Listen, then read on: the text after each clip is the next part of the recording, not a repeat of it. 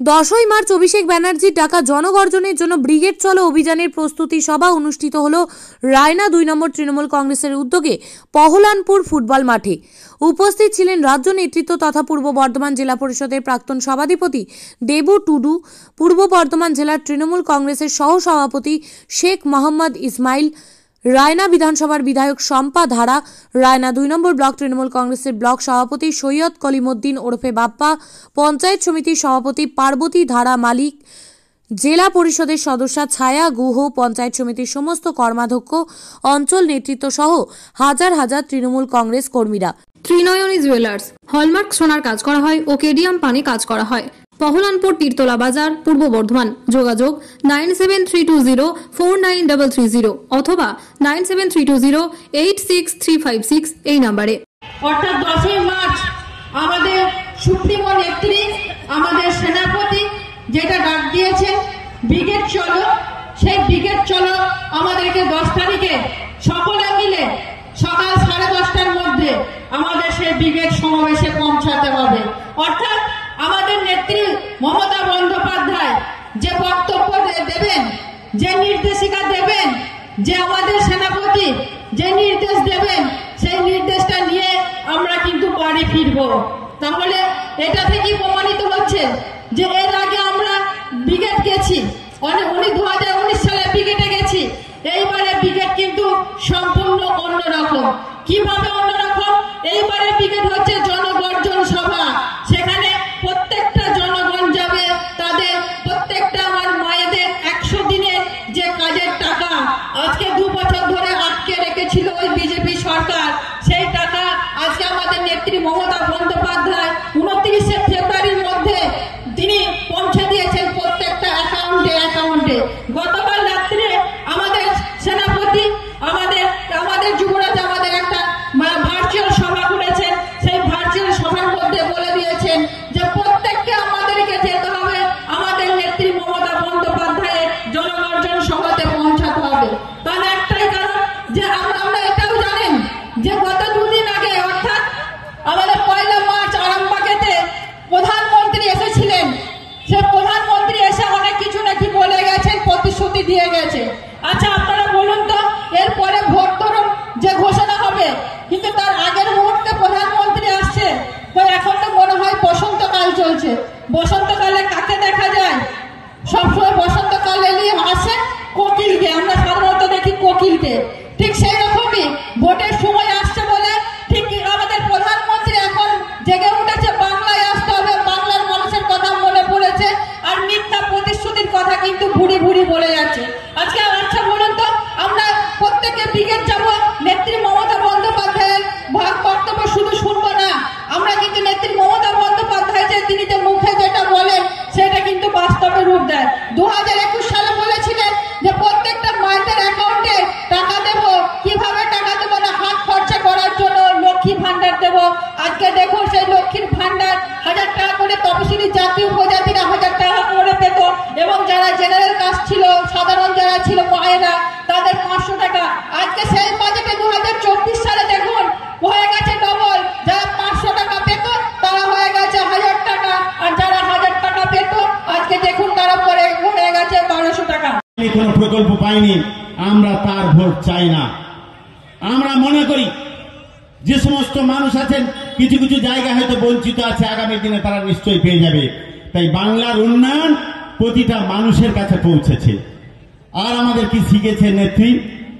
আমাদের নেত্রী বলেছেন বাংলার বুকে আসুক সে সুপ্রভাত।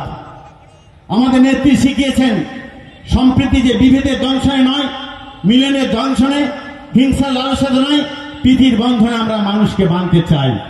আমাদের নেত্রী আমাদের শিখিয়েছেন। নেত্রীর স্লোগান কি?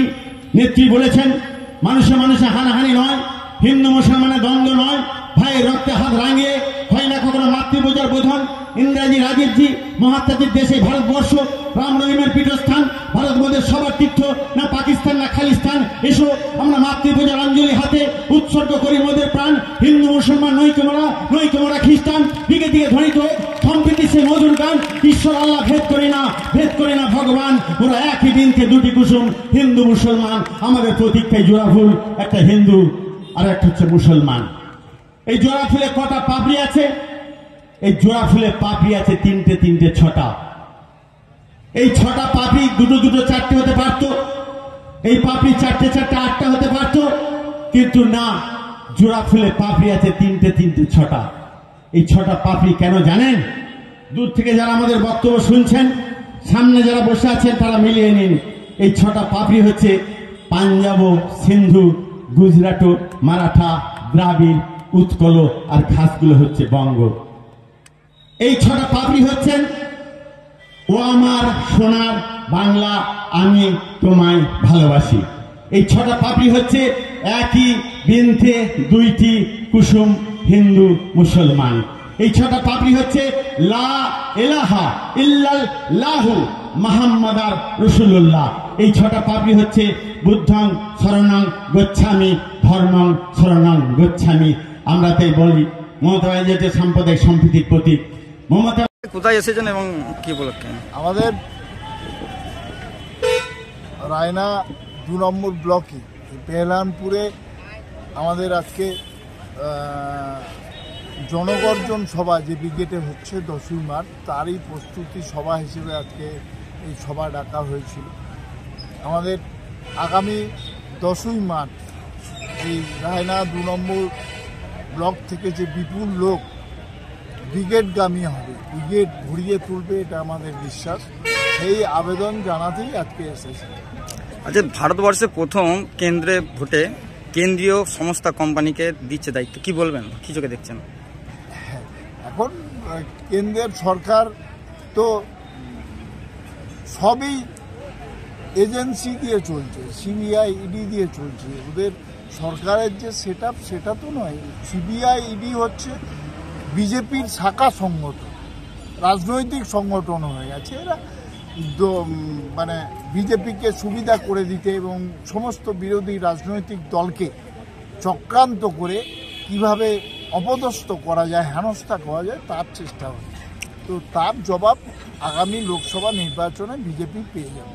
প্রাক্তন বিচারপতি গতকাল বিজেপিতে জয়েন করেছে এবং বরানগর যে বিধায়ক তাপস, উনিও পদত্যাগ করেছেন এবং বিজেপিতে যোগ দিতে পারছেন এমনটি শোনা যাচ্ছে, কি বলবেন, কি চোখে দেখছেন? 2021 সালে দলে দলে নেতারা বিজেপিতে চলে গিয়েছিল যে ক্ষমতায় বিজেপি আসছে, সেই স্বপ্ন ব্যর্থ হয়েছে। বাংলাও তো সোজা নয়, যতই স্বপ্ন দেখুক, ওই জজই যাক আর যেই যাক, ব্যারিস্টারই যাক, এটা বাংলা, এটা বাংলার মাটি, বাংলার জল, এখানে কিছু হবে না। এটা গুজরাট নয়, উত্তরপ্রদেশ। রায়না থেকে রাজিবুল হক মন্ডলের রিপোর্ট, কৃষক সেতু নিউজ বাংলা। ভাত ছাড়া বাঙালির দিন চলে না। আমিষ হোক বা নিরামিষ, যে কোনো পদের সাথেই চাই ধোয়া ওঠা গরম ভাত। আর সেই ভাত যদি হয় বাসন্তী গোল্ড চালের, তাহলে তো কোনো কথাই নেই। বাসন্তী গোল্ড, নামেও শোনা, রূপেও শোনা। সুস্বাদু ঝরঝরে ভাত খেতে বাড়িতে আনুন বাসন্তী গোল্ডের মিনিকেট, 1010, করিশ্মা, বাঁশকাঠি এবং রত্না সহ বিভিন্ন ধরনের উন্নত মানের চাল। আমাদের ঠিকানা মা বাসন্তী রাইস মিল, মিরপুর, উচালন, পূর্ব বর্ধমান। আমাদের যোগাযোগ নম্বর 6296406470। আমাদের আরো একটি যোগাযোগ নম্বর হলো 9475740509। মনে রাখবেন, মা বাসন্তী রাইস মিল।